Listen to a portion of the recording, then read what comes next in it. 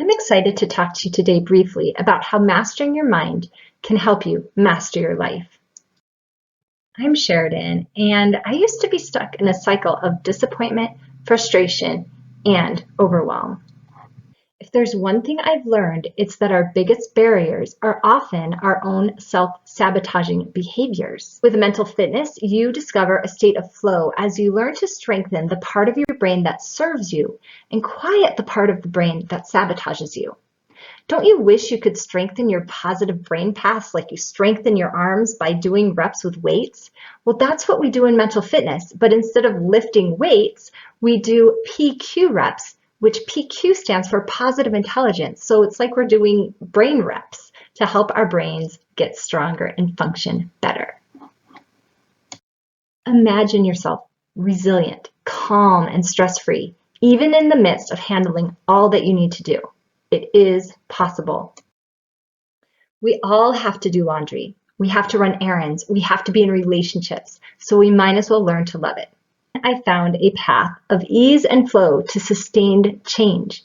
It's based on breakthrough research. It's incremental and actionable. Most importantly, it can easily fit into your crazy, busy daily life. Because if you're anything like me, you got a lot going on. Mental fitness is based on breakthrough original research. It's the synthesis of recent discoveries across neuroscience, cognitive behavioral psychology, positive psychology, and performance science. I participated in a mental fitness boot camp in the fall of 2021, and it was the key to finally rewiring my brain to follow through on the behaviors I wanted and stopping the behaviors I didn't want. And I've had so many examples in the past year of the way that I've seen changes in my life, in my relationships, and with food. I will quickly share two experiences with you. One with a relationship. My husband and I were on our way to a family activity, and I was frustrated because we were running late. And I made some kind of comment like, "You're always late." And he got upset. And both of our self-sabotaging behaviors were getting riled up. And what I did is I recognized what was happening and I did some PQ reps, and that calmed me down. And I was able to apologize, and we were able to get back on track and have a really good day. In the past, we would have stayed angry and frustrated with him throughout the day and ruined the family activity. So that's one big win. The second is with cookies. So we moved to a new place a few years ago on the top of a mountain. And I didn't like having to drive so much at first. So I'd reward myself with getting a cookie each time I drove down the mountain.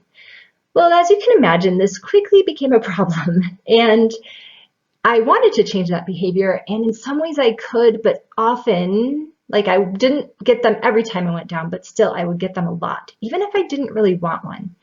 Well, after I took my mental fitness boot camp, I had some new tools and developed new neural pathways that I still today have to work on. I remember just a few weeks ago, I drove my son down to something, and in my mind, I'm like, okay, I'll get a cookie. But then I dropped him off and I realized I didn't really want a cookie, but I still had that desire to get one just because I had thought about it. And so I did some PQ reps and I got my brain calmed down and I asked, okay, do I actually really want a cookie? And I actually really didn't. And I drove home without buying one. And you'd probably have to talk to my really good friends to understand what a big deal that is. But it's a huge deal. So win for mental fitness and for me. Here's the deal. We are pretty self-aware up to our eyeballs. I know when I'm doing something I don't want to do, and I know when I'm not doing something I should be doing. You're probably the same way. We are self-aware of what's going on. But sometimes all that self-awareness gets trapped in our head and makes our monkey mind spin even more. And then we get stuck spinning in our negative thoughts and emotions. And that is not helpful. When you become mentally fit, you will stop the endless cycle of relying on gathering more information, which will never end. There's always more information, and stop relying on willpower, which is actually an exhaustible resource. They've done studies on it. We only have so much willpower. It can only get us so far. Instead, with mental fitness, you discover a state of flow as you learn to strengthen the part of your brain that serves you and quiet the part of the brain that sabotages you.